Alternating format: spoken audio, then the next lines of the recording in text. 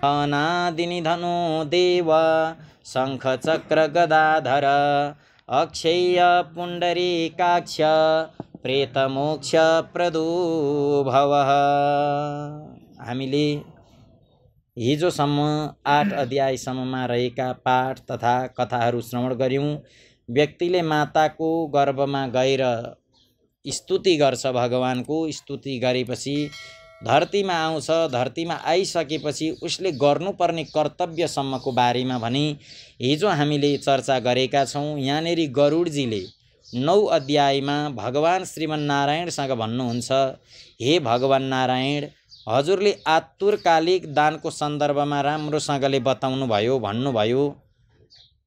अब म्रियमाण मर्न लागेको व्यक्ति छ है भन्ने बुझेपछि अब फिर्नेवाला छैन है जस्तो लागिगयो भने व्यक्तिको लागि जे जति कर्महरू गर्नुपर्छ त्यसको बारेमा पनि बताउनुहोस्। नत्र हामीलाई साथै यो धरतीमा रहनेवालालाई कसरी थाहा हुन्छ कुन अवस्थामा कुन कर्म गर्ने हो भनेर गरुडजीले भगवान नारायणसँग सोद्धा भगवान नारायणले भन्नुहुन्छ, हे तार्क्ष, हे गरुड, जुन विधानले मनुष्य मरेपछि सद्गतिलाई प्राप्त गर्दछन्, शरीर त्याग गर्ने त्यस विधिलाई म तिमी सामु भन्दछु, ध्यान दिएर सुन।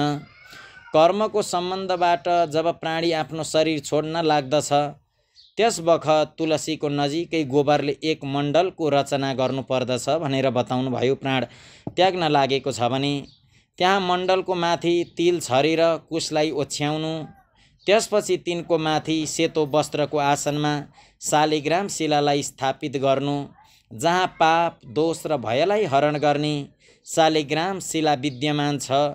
त्यसको सान्निध्यमा मर्नाले प्राणीको मुक्ति सुनिश्चित छ। जहाँ जगतको तापको हरण गर्ने तुलसी वृक्षको छाया छ त्यहाँ मर्नाले सदैव मुक्ति प्राप्त हुन्छ भनेर बताइएको छ। जो मुक्तिदानादि कर्मबाट दुर्लभ छ, जसको घरमा तुलसी वृक्षको लागि स्थान बनाइएको छ, त्यो घर मात्रै नभएर त्यो घर तीर्थ स्वरूप हो भनेर बताइएको छ। त्यहाँ यमका दूतहरूले प्रवेश गर्न सक्दैनन्। तुलसीको बिरुवा रोपेको छौँ भने, तुलसीको मठ बनाएका छौँ भने त्यो घरमा यमराज आएर बस्दैनन्, यमका दूतहरूले कहिल्यै पनि घेर्दैनन् भनेर बताइएको छ। तुलसीको मन्जरीले युक्त भएर जो प्राणी आफ्नो प्राणलाई परित्याग गर्दछ त्यो सैकडौँ अनेक जन्मसम्म गरेको पाप कर्म भए तापनि ती पापहरूबाट भने उसले मुक्ति पाउँछ। त्यो पाप कर्महरू त्यत्तिकै पखालिएर जान्छन्, उसले यमराजलाई सपनामा पनि हेर्नु पर्दैन भनेर बताइएको छ। तुलसीको दललाई मुखमा राखेर तिल र कुशको आसनमा मर्नेवाला व्यक्ति पुत्र नै छैन भने पनि निसन्देह उसले विष्णुपुरमा जान्छ, उसको कल्याण हुन्छ, उसको उद्धार हुन्छ भनेर बताइएको छ। तिनै प्रकार कालो होस्, सेतो होस् या कैलोको तिल, कुश र तुलसी यी सबैले म्रियमाण मरणासन्न प्राणीलाई दुर्गतिबाट बचाउँछन्। अतः मेरो पसिनाबाट तिल पैदा भएको हुनाले ती पवित्र छन्। असुर, दानव र दैत्य तिललाई देखेर भाग्दछन्। हे तार्क्ष, मेरो रौँबाट पैदा भएका कुश मेरो विभूति हुन्, यसर्थ तिनको स्पर्शले नै मनुष्यलाई स्वर्गको प्राप्ति हुन्छ। कुशको मूलमा ब्रह्मको निवास छ, कुशको बीचमा जनार्दनको निवास छ, कुशको अग्रभागमा शङ्कर भगवान बस्नु भएको छ। यस प्रकार तिनै देवताहरू कुशमा बस्नु भएको हुन्छ। त्यस कारणले गर्दा पनि कुशलाई अति नै पवित्र भनेर मानिएको छ। देव कार्य होस् चाहे पितृ कार्य होस्, कुनै पनि कार्य गर्नको लागि कुशको आवश्यकता पर्दछ। तसर्थ कुश, आगो, मन्त्र, तुलसी, ब्राह्मण र गाई यी बारम्बार उपयोग गर्नाले पनि निरर्थक अवमूल्यन हुँदैनन्, यिनीहरू दोषयुक्त हुँदैनन्। पिण्डदानमा उपयोग गरिएका दर्भ, कुश प्रेतका निमित्त भोजन गर्ने ब्राह्मण, नीचको मुखबाट उच्चारित मन्त्र, नीचो जातिको अनेक प्रकारको गौ आदि इत्यादि, तुलसी र चिताको आगो, यी सबै निरर्थक अर्थात् अपवित्र मानिएका छन्। गोबरले लिपि कुश बिछ्याएर संस्कार गरिएको पृथ्वी जमिनमा आतुर मरणासन्न व्यक्तिलाई स्थापित गर्नुपर्दछ। अन्तरिक्षको परिहार गर्नुपर्दछ। खाट आदि इत्यादिमा प्राण जान दिनु हुँदैन, तल राख्नुपर्छ। ब्रह्मा, विष्णु, रुद्र तथा अन्य सबै देवता र हुता छन्, अग्नि, यी सबै मण्डलमा विराजमान रहन्छन्। यसर्थ मण्डलको रचना गर्नुपर्दछ। जुन भूमि लेपन रहित छ अर्थात् मलमूत्र आदिबाट रहित हुन्छ त्यो सर्वत्र पवित्र मानिएको छ। तर जुन भूभाग लिप्ने गरिएको छ, यदाकदा लिपिन्छ वा मलमूत्र आदिले दूषित छ, त्यहाँ पुनः लेपिनाले मात्र त्यसको शुद्धि हुन्छ। नलिपेको भूमिमा र खाट आदिमा वा आकाशमा भूमिको सतहभन्दा माथि राक्षस, पिशाच, भूत, प्रेत र यमदूत रहन्छन्। यसर्थ भूमिमा मण्डल नबनाई अग्निहोत्र, श्राद्ध, ब्राह्मण भोजन, देव पूजन र आतुर व्यक्तिको स्थापन गर्नु हुँदैन। यसर्थ लिपिएको भूमिमा आतुर व्यक्तिलाई राखेर त्यसको मुखमा सुन र रत्न राखी शालिग्राम स्वरूप भगवान विष्णुको पादोदक जल प्रदान गराउनुपर्छ। जो शालिग्राम भगवान शिलाको जल एक थोपा मात्रै पिउँछ भने त्यो सबै पापहरूबाट मुक्तिलाई प्राप्त गर्नेछ। उसले मृत्यु पश्चात पनि वैकुण्ठ लोकमा बस्न पाउँदछ। यसर्थ आतुर व्यक्तिलाई, मर्न लागेको व्यक्तिलाई महापातकलाई नाश गर्नेवाला गङ्गा जल लिनु, गङ्गा जलको पानले सबै तीर्थमा गरिने स्नान, दान आदिको पुण्यरूपी फललाई प्रदान गर्दछ।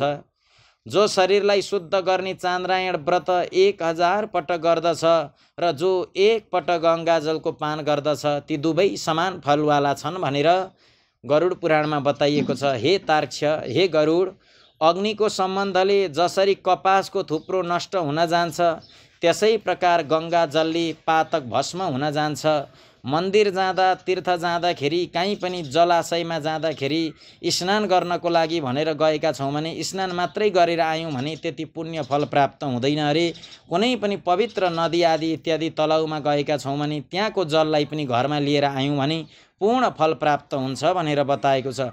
यसै गरी मन्दिर गइयो, दर्शन गरियो, बाहिर बेचेको आदि इत्यादि प्रसादहरू नलिकन घरमा आइयो भने पूर्ण फल मिल्दैन अरे। दर्शन गरेर त्यहाँबाट मिलेको प्रसादलाई पनि घरमा लिएर आउनुपर्छ। गङ्गा जलले त गङ्गा गङ्गेतियो ब्रूयात योजनानां सतैरपि मुच्यते सर्व पापेभ्यो विष्णु लोकम सगच्छति। जसले हृदयमा गङ्गा हर हर गङ्गे भन्दै स्नान गर्छ या गङ्गाजीको अलिकति जल मात्रै ल्याएर पनि एक थोपा आफूले नुहाउने जलमा मिसाएर नुहाउँछ र उसले त्यो नुहाए पछाडि प्राण गयो भनेदेखि पनि उसको उद्धार हुन्छ। उसले कहिल्यै यमराजका दूतहरू भएको ठाउँमा पुग्नु पर्दैन, यमराजहरूको दण्ड प्राप्त गर्नु पर्दैन भनेर गरुड पुराणमा बताइएको छ। जो सूर्यको किरणले सन्तप्त गङ्गा जलको पान गर्दछ त्यो सबै योनिहरूबाट छुटेर हरिको धामलाई प्राप्त गर्दछ। अन्य नदीहरू मनुष्यलाई जलावगाहन स्नान गर्नाले पवित्र पार्दछन्, तर गङ्गाजी त दर्शन, स्पर्श, पान अथवा गङ्गा नाम मात्र स्मरण गरियो, नाम मात्रको चिन्तन गरियो भने पनि अनेक जन्मसम्म गरिएका पाप कर्महरू समाप्त हुनेछन्। पुण्यरहित व्यक्तिलाई पनि पवित्र बनाइदिन्छन् गङ्गा माताले। यसर्थ संसारबाट पार लगाइदिने गङ्गा जललाई पान गर्नुपर्दछ, पिउनु पर्दछ भनेर बताइएको छ। जो व्यक्ति चाहिँ प्राण घाँटीमा भएका बेलामा गङ्गा गङ्गा यस्तो भन्दछ त्यो विष्णु लोकलाई प्राप्त गर्दछ र पुनः भूलोकमा, पृथ्वीलोकमा जन्म लिनु पर्दैन। प्राणोत्क्रमण, प्राण जानेको बेलामा जुन पुरुष श्रद्धायुक्त भएर मनले गङ्गाको चिन्तन गर्दछ त्यो पनि परम गतिलाई नै प्राप्त गर्दछ। अत गङ्गाको ध्यान, गङ्गालाई नमस्कार, गङ्गाको स्मरण गर्नुपर्दछ र गङ्गा जललाई पान गर्नुपर्दछ। त्यसपछि मोक्ष प्रदान गर्ने श्रीमद् भागवतको कथालाई जति सम्भव हुन्छ त्यति श्रवण गर्नुपर्दछ। जुन व्यक्ति अन्त समयमा मर्ने बेलामा कसैले आएर श्रीमद् भागवतको, गीताको, चण्डीको आदि इत्यादि एक श्लोक, आदि श्लोक, आधाभन्दा पनि आदि एक पाद श्लोक मात्रै पाठ गरौँ भने पनि मर्नेवाला व्यक्तिको कानमा सुनाइदियो भने त्यो ब्रह्मलोकलाई प्राप्त गरेर पुनः संसारमा कहिल्यै पनि आउनु जानुको यो जुन चक्र छ यो चक्रबाट सदा सर्वदाको लागि ऊ दूरी हुन्छ, विदा हुन्छ। ब्राह्मण, क्षत्रिय, वैश्यलाई मरणकालमा वेद र उपनिषदहरूको पाठ तथा शिव र विष्णुको स्तुतिले मुक्ति प्राप्त हुन्छ भनेर बताइएको छ। हे खग, हे गरुड, प्राण त्यागको समयमा मनुष्यले अनसन व्रत, जल र अन्नको त्याग गर्न सके धेरै राम्रो हो, गर्नुपर्छ।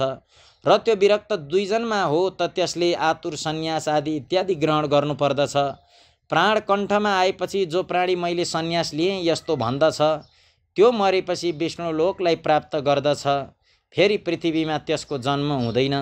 यस प्रकार हे खग, जुन धार्मिक पुरुषको आतुरकालीन पूर्वोक्त कार्य सम्पादित गरिन्छ त्यसको प्राणमाथिको छिद्रहरूबाट सुखपूर्वक निस्केर जान्छन्। मुख, दुवै आँखा, दुवै नाक तथा दुवै कान, यी 7 माथिका द्वारहरू हुन्, छिद्रहरू हुन्। यी मध्ये कुनै द्वारबाट सुकृति पुण्यात्माहरूको प्राण निस्किन्छ भनेर बताइएको छ। र योगीहरूको प्राण तालु रन्ध्रबाट निस्केर जान्छ। अपानबाट गएको प्राण जब पृथक हुन जान्छ तब प्राणवायु सूक्ष्म भएर शरीरबाट निस्कन्छ।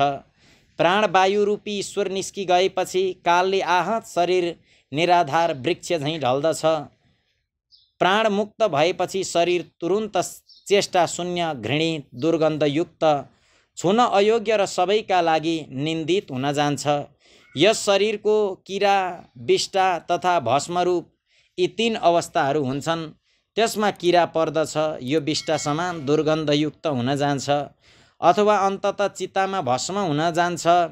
यसर्थ क्षण मात्रमा नष्ट हुन जाने यस देहको लागि मनुष्यद्वारा गर्व किन गर्नु? पञ्चभूतबाट निर्मित पृथ्वी, जल, तेज, वायु र आकाशबाट बनेको यो शरीरको लागि घमण्ड गर्ने के आवश्यकता छ र? यो शरीर ईश्वरको कृपाद्वारा प्राप्त भएको पृथ्वी तत्त्व पृथ्वीमै लीन भएर जान्छ, जल तत्त्व जलमा नै लीन हुन्छ, तेज तत्त्व तेजमा नै र वायु तत्त्व वायुमा नै लीन हुन जान्छ। यस प्रकार आकाश तत्त्व पनि आकाशमा लीन हुन जान्छ। सबै प्राणीको देहमा स्थित रहने सर्वव्यापी शिवस्वरूप नित्य, मुक्त र जगत साक्षी आत्मा अजर अमर छ। आत्माको कहिल्यै पनि मृत्यु हुँदैन। सबै इन्द्रियले युक्त र शब्द आदि विषयले युक्त मृत व्यक्तिको देहबाट निस्केको जीव कर्म कोशसित समन्वित तथा काम र राग आदि सहित पुण्यको वासनाले युक्त भएर आफ्नो कर्मद्वारा निर्मित नयाँ शरीर त्यसै प्रकार प्रवेश गर्दछ जसरी घर जलेपछि गृहस्थले अर्को नयाँ घरमा प्रवेश गर्दछन्। तब किङ्किणी जालको मालाहरूले युक्त विमान लिएर सुन्दर चमरहरूले सुशोभित देवदूतहरू आउनेछन्। धर्मको तत्त्वलाई जान्ने भएका बुद्धिमान धार्मिक जनका प्रिय ती देवदूत कृतकृत्य यस जीवलाई विमानबाट स्वर्ग लिएर जान्छन्। सुन्दर दिव्य शरीर धारण गरी, निर्मल वस्त्र माला धारण गरी, सुन र रत्न आदिको आवरणहरूले युक्त भएर त्यो महानुभाव जीवदानको प्रभावले देवताहरूद्वारा पूजित भएर स्वर्गलाई प्राप्त गर्दछ भनेर 9 अध्यायमा बताइएको छ। आउनुहोस् 10 अध्यायको पाठलाई श्रवण गरौँ, त्यसपछि फेरि यसमा रहेको कथा सुन्नेछौँ।